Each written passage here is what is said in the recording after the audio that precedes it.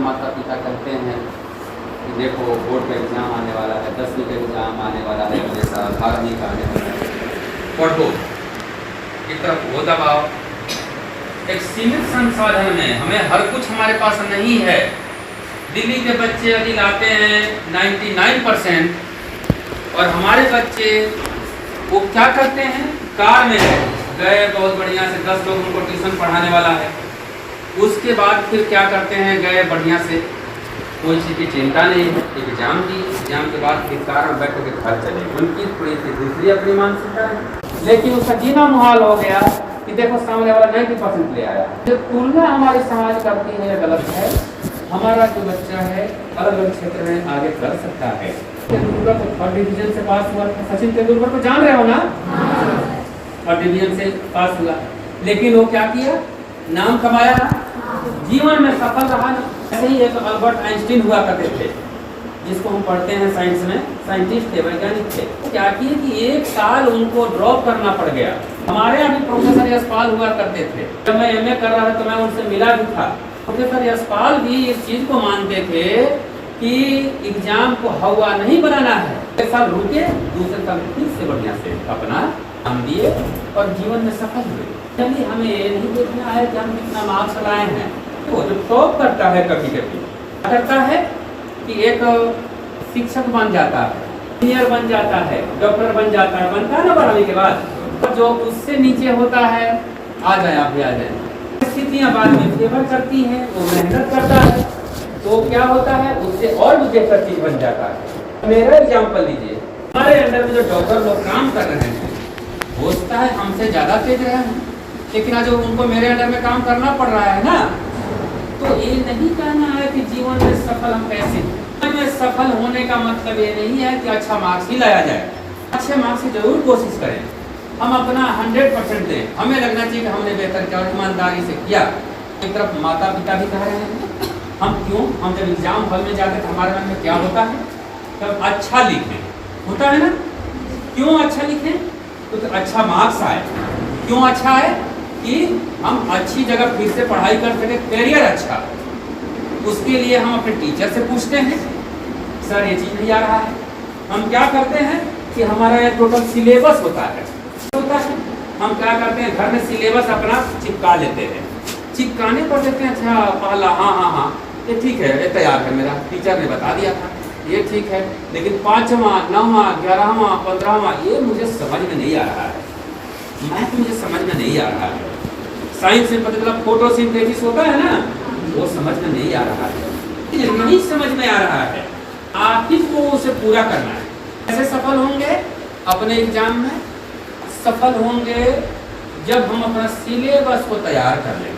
आप जानेंगे इसके लिए कोई दूसरी चीज टफ है, उसके लिए कोई दूसरी चीज टफ है, उसको फोटोसिंथेसिस बहुत टफ लगता है, इसको फोटोसिंथेसिस इजी लगता है, लेकिन इसके लिए दूसरा चीज रिस्पिरेशन जो है, श्वसन जो होता है ना साइंस में, वो टफ लगता है इसको, जबकि उसको नहीं लगता।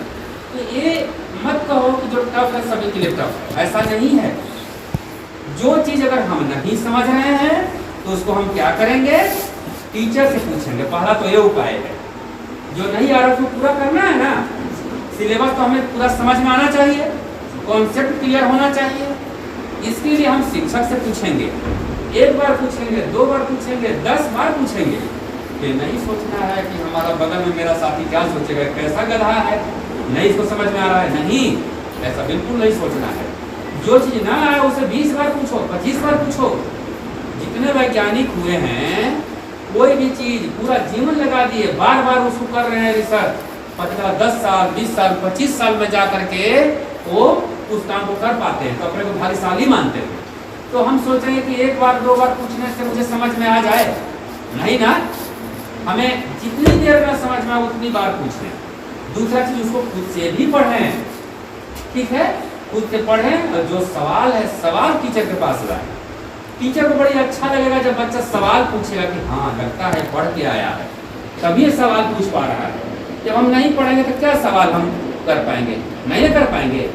सवाल तभी हम कर पाएंगे जब हम पढ़े हों। जैसे हिंदी में खार की चीज पढ़े आप लोग ना, जब कहानी नहीं पढ़े रहेंगे तो आप कैसे जानेंगे कि कैसे या कुछ खड़ग सिंह ने इनके बाबा भाती घोड़े को छीना। अब पढ़े तो जान रहे हैं कि एक अपाहिज बन के पेड़ के वृक्ष के छाया में लेट करके वो करा रहा था, उसने सहायता मांगी। जब पढ़े हैं तब तो आपको याद रहेगा, नहीं पढ़े हैं तो आप गोल गोल घुमाएंगे, है ना। इसीलिए अपने प्रति ईमानदार रहना है।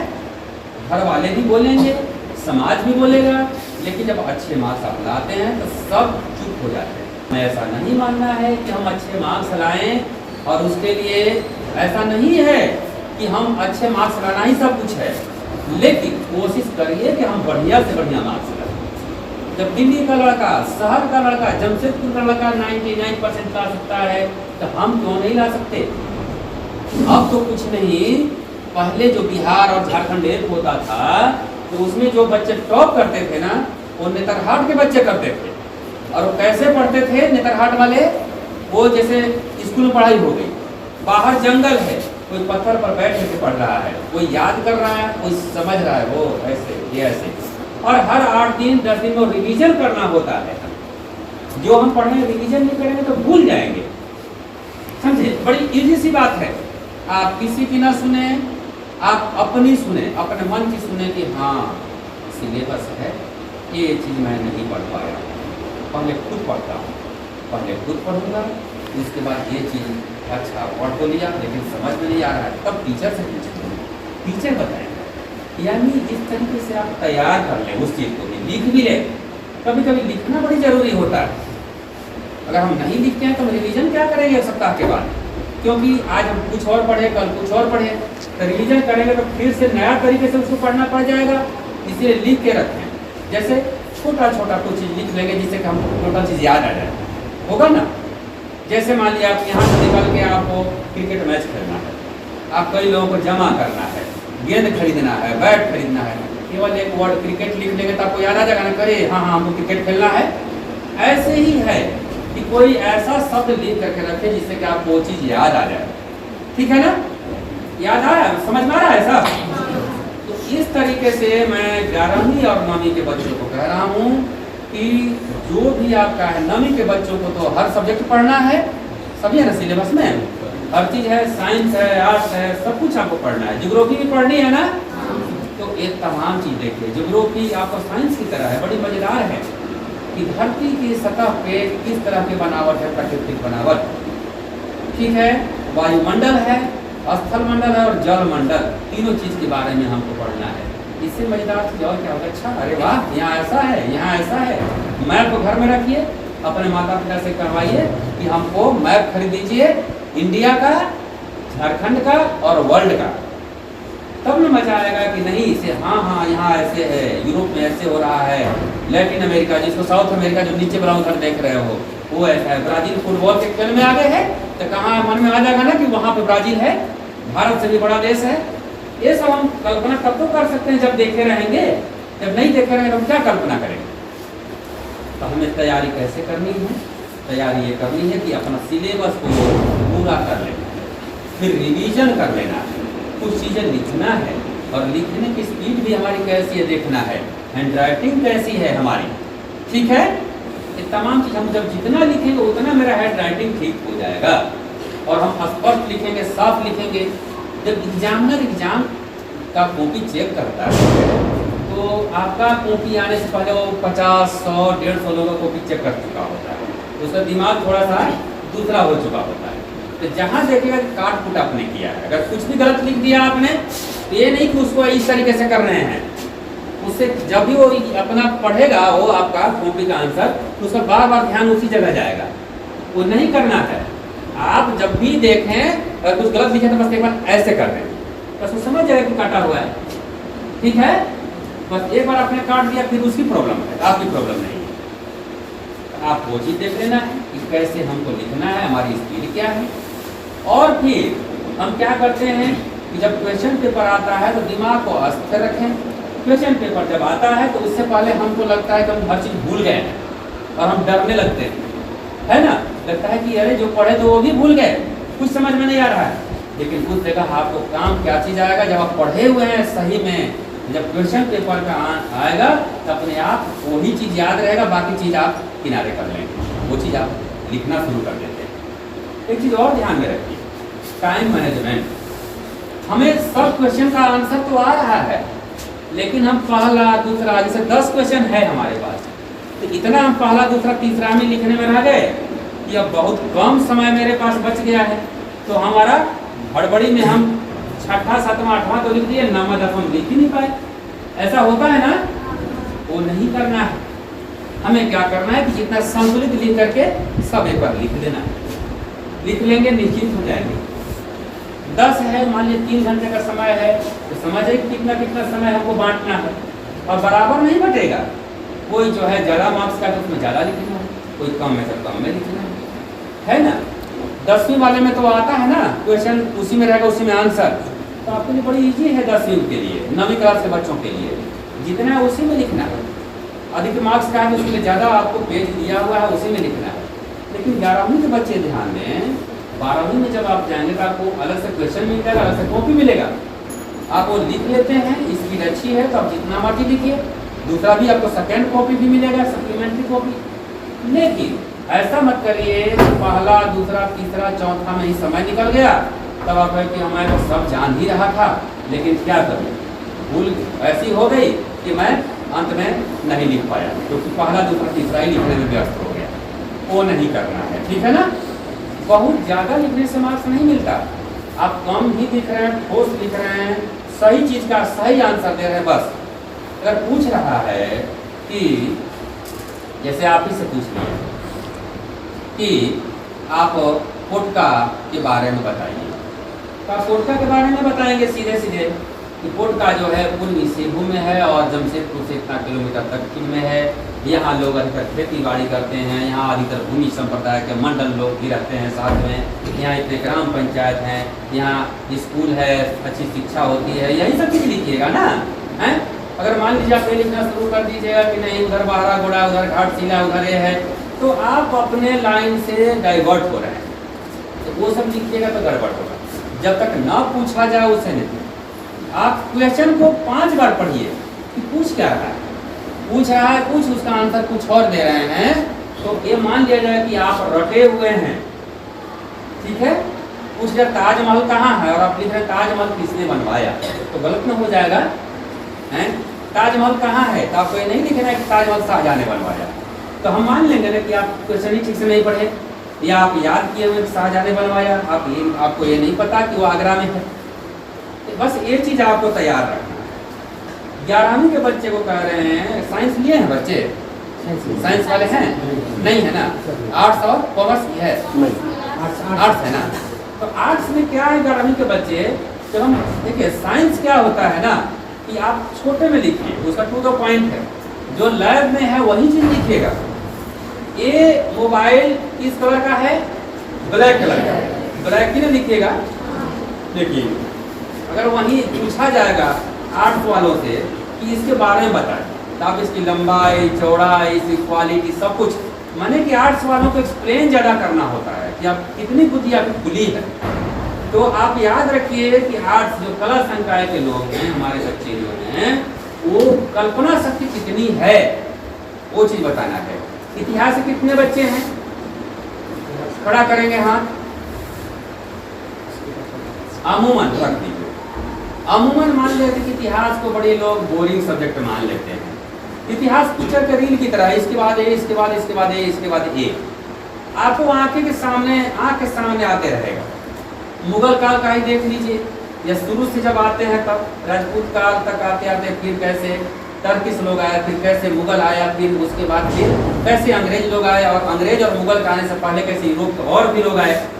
फ्रांस वाला भी चाहे हम कब्जा करें हैं, स्वीडन वाला भी चाहा, पुर्तगाल भी चाहा, स्पेन भी चाहा हैं, कई लोग चाहे, अंत में सबको पराजित होना पड़ा ब्रिटिश वालों से, इंग्लैंड वालों से, ठीक है।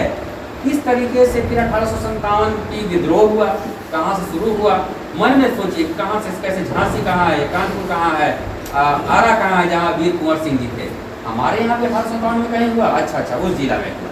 इस तरीके से सोचना है, वो सोच करके उसके बाद फिर क्या करना है कि कैसे देश की आज़ादी की लड़ाई हुई, 1885 में कैसे कांग्रेस आ गई, कैसे महात्मा गांधी आए, कैसे सुभाष बाबू आ गए, ठीक है ना, कैसे भगत सिंह आए, कैसे देश आज़ाद हुआ, फिर कैसे कौन प्रधानमंत्री बना, ये इतिहास हुआ ना।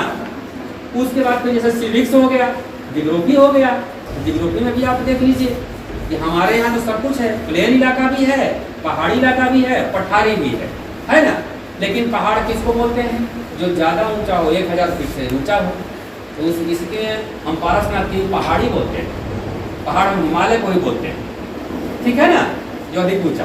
तो पहाड़ी यानी कि जो पठार का ही एक बड़ा रूप हो, उसको हम पहाड़ी बोल देते हैं। प्लेन और पहाड़ के बीच का जो पार्ट है, जो टेबल की तरह बिल्कुल रहे सपाट, उसको हम पठार बोलते हैं। जैसे छोटे नागपुर का पठार हमारे यहाँ है ना, हजारीबाग का पठार यहीं पे हो गया, छोटा पठार का एक भाग हो गया, संथाल परगना भी ऐसे ही है, ठीक है ना। तो ये तमाम चीज़ आप जब देखते हैं घर पे, उसको सोचते हैं उसके बारे में, तब आपको अपने आप याद होते जाता है। आपको उसके लिए नहीं करना, अपने लिए जैसे ना आपको एक बहुत कुछ याद नहीं करना होता, पढ़ते जाएंगे, समझ में भी आ गया तब लिख लें। ये चीज़ और कॉन्सेप्ट का बढ़िया होना जरूरी है। ये सब रटते हैं, जैसे आप रट रहे हैं कि हमें ये जमशेदपुर हो गया और ये मेरा कोटका में सानग्राम हो गया, ठीक है ना। तो आप अगर रटे हुए हैं कि सानग्राम से और यहाँ पे चाईबासा हो गया, तो आप रट लिए हैं, वही क्वेश्चन जो आएगा। सानग्राम से हाता होकर के वहां से जाएंगे हम चाईबासा, और हाता से सीधे नॉर्थ में चले जाएंगे तो हम जमशेदपुर चले जाएंगे। इतना तो रट लिए हैं। क्वेश्चन अभी आ गया कि आप सानग्राम से जमशेदपुर कैसे जाएंगे, तो आप बताएंगे ना कि यहाँ से हाता से हम जमशेदपुर जाएंगे। ये आप कर लिए क्योंकि आप रटे भी हैं। लेकिन अगर वो गलती से आप ये रटे हैं और उसने पूछ लिया कि जादूगोड़ा यहाँ हुआ ना, जादूगोड़ा से जमशेदपुर जाना है तो कैसे जाएंगे, तब तो आप गड़बड़ा जाएंगे। अरे हम तो सानग्राम से हाता होते हुए जमशेदपुर के लिए सोचे थे, ये तो क्वेश्चन ही पड़ गया। तो फिर हमको अब लिखना पड़ेगा ना कि यहाँ से हम भाटिन होकर के जाएं या वहाँ से फिर हम हाता आएँ तब जाएं, लिखना पड़ेगा। अच्छी बात यह है कि हम टोटल इलाके के बारे में आपको कहानी बता दें कि जमशेदपुर यहाँ है, सरायकेला यहाँ है, चाईबासा यहाँ है, तीरिंग बॉर्डर इधर है उड़ीसा के लिए, ये जादूगोड़ा है, रंगनी मंदिर, यहाँ से मूसाबनी इधर जाती है, उधर घाटशिला जाती है। टोटल चीज बता देंगे। अगर आपसे पूछा जाए कि घाटशिला से कैसे जमशेदपुर जाएंगे तो भी आप बता देंगे। तो कहने का मतलब कि कहानी है, आर्ट्स जो है कहानी है। हमने इनको कुछ कहानी सुनाई, ये आपको सुनाया और आप किसी और को। ऐसा तो है नहीं कि मैं कहा एक राजा था ऐसे ऐसे किया, वो अपने हिसाब से सुनाए, फिर वो अपने हिसाब से। तो वैसे ही हम सब समझ गए तो अपने हिसाब से नहीं लिख सकते, ठीक है ना। किताबी भाषा लिखने की कोई आवश्यकता नहीं है, ये याद रखो, ठीक है। एक चीज और याद रखें, जब एग्जाम होता है हमारा, तो एग्जाम में हम क्या करते हैं कि 2-3 चीज देख लें। लिखने के लिए मेरे पास पेन ठीक है कि नहीं, हम शांत हैं कि नहीं, और लड़ाई झगड़ा हम लोग आपस में ना किया करें। लड़ाई करेंगे तो हम ही लोग का नुकसान है, ठीक है ना। और उस समय आप जो चीज़ टीचर अगर बोल रहे हैं, आपका कहीं भी सेंटर रहे, टीचर अगर बोल रहे हैं तो उसी को ध्यान से सुनना है। बहुत बार गड़बड़ी हमारी तब होती है जब हम टीचर को टीचर की तो हम बात ही नहीं सुने, हम गलती पेज की लिख दिए। पहला पेज पे लिखना होता है ना, हाँ, और हड़बड़ी में रोल नंबर भी गलत नहीं लिखना होता। ये सब चीज़ आप जरूर करें, लेकिन आप जैसे भी पहला पेज पे लिखें, मुख्य विषय ये है कि आप क्वेश्चन का आंसर कैसे करते हैं। उसके लिए आपको मेरे बच्चों पढ़ना ही पड़ेगा। बहुत बार ये है कि जब हमें कम मार्क्स आ गया तो बिल्कुल हमको चिंता नहीं करनी चाहिए। चिंता का विषय तो है ही, कम मार्क्स आया तो लजवाएंगे कि भाई इसके बदले इसको ज़्यादा मार्क्स आ गया। लेकिन अगर किसी कारण से अगर कम आया, लेकिन आपके मन में होना चाहिए कि आप तो अपना पूरा मेहनत किए हैं, फिर से एग्जाम दें। बहुत सी चीज़ है, कभी ये नहीं सोचा कि हमारे माता पिता कहते हैं कि नहीं पढ़ाई करो, बांसुरी बजा रहे हो दिन भर, नहीं दिन भर गीत गा रहे हो या दिन भर तुम खेल रहे हो। नहीं, पढ़ाई का मतलब सिर्फ किताबी ज्ञान नहीं है, ये सब पढ़ाई का एक हिस्सा है। फुटबॉल में कितना आगे बढ़ते हैं लोग, है ना। दूसरे भी आप देखते हैं, बैडमिंटन में भी आगे बढ़ते हैं, मेडल लाते हैं ना लोग। दीपिका कुमारी तीरंदाजी में आगे बढ़ी ना, पढ़ाई उतना नहीं हो पाया लेकिन आगे बढ़ी ना। तो फाइनली ये है कि वो एक सफल व्यक्ति है। हमें ये सोचना है कि हम अपने जीवन को कैसे सफल बनाएं। कैसे इस लायक बनाए कि दूसरों के लिए कुछ भला कर सकें। ठीक है ना? तो ये चीज़ हमको करना है, उसके लिए पढ़ाई एक जरूर जरिया है, पढ़ना सबसे ज़रूरी चीज़ है, लेकिन उसके साथ खेल कूद भी ज़रूरी है। हम खेल कूद भी करें, और जो गुड़िया लोग हैं, जो लड़कियां हैं, वो घर का भी कुछ काम करें। ये नहीं होना चाहिए कि हाँ हम घर का काम नहीं करेंगे। ये जो मोबाइल है, ये मोबाइल क्यों आया था जरा सोचो, तो सोच के बताओ। मोबाइल जब बना होगा तो क्यों बना होगा बताना, मैं पूछूंगा, नहीं बता दे रहा हूँ। मोबाइल इसलिए की गई होगी कि वो तार वाला होता था, घुमा करके हम बात करते थे ना फोन पे, आप सुने हैं ना पिक्चर में, वो बिना तार का कुछ नहीं हो सकता। पहले लोग हंसते थे कि बिना तार का कैसे बात हो जाएगी, मूर्ख आदमी है, लेकिन हो गया ना।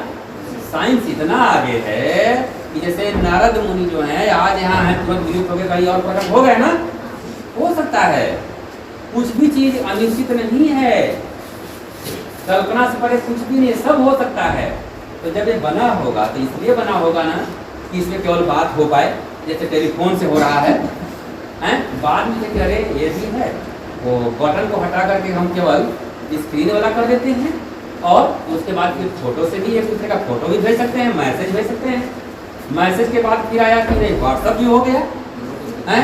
जो फोटो पहले फोटो खिंचवाते थे लोग, तो घर से बन ठन के स्टूडियो जाते थे, समझिए, और उसका अब क्या है, जितना मर्जी फोटो खींचो सामने सब डिलीट करके जाओ। पहले जब 2-4 फोटो खिंचवाते थे तो उसको एल्बम में रखते थे। हाँ, वो फला के शादी के समय का है फोटो होता था ना, और उसको पलट के देखते थे, बाद में हंसते थे कि देखो ये है, वो बुआ की बेटी है, वो ये है, वो है। करते थे कि नहीं करते थे? हैं? और वो सब चीज़ खत्म हो रहा है। क्यों? जब मर्जी फोन पे बात कर लिए, वीडियो पे, जब मर्जी फोटो खींच लिए, जब दूसरा फोटो आ गया, फिर गेट मैच का आ गया, चलो पीछे हटा दो। करते हैं कि नहीं करते हैं? तो फोटो का महत्व धीरे धीरे खत्म हो रहा है। ये बना था बात करने के लिए, लेकिन धीरे धीरे हम ये कर रहे हैं, इसका मिसयूज भी हो रहा है। दिन भर हम इसी में लगे रह रहे हैं। छोटा सा बच्चा रो रहा है, इसको दे दो, गेम दे दो, बस चुप हो गया। गलत बात है, नहीं, बच्चे को खेलना चाहिए, बाहर नहीं निकलते तो पहले होता रहता है। हम घर में क्या हो रहा है, अब इस पर तो रिसर्च हो रहा है। घर में जैसे 3-4 लोग हैं ना, अपने अपने मोबाइल में लगे हुए, आपस में बात ही नहीं कर रहे हैं। ऐसा होता है कि नहीं? घर में भी होते हैं तो अपने मोबाइल में लगे हुए, जब तक घर पे डांट ना खा लें। अब चूंकि हमारे भी बॉस डीडीसी जो जिला में मालिक हैं, वो अब जुड़ गए हैं, ठीक है।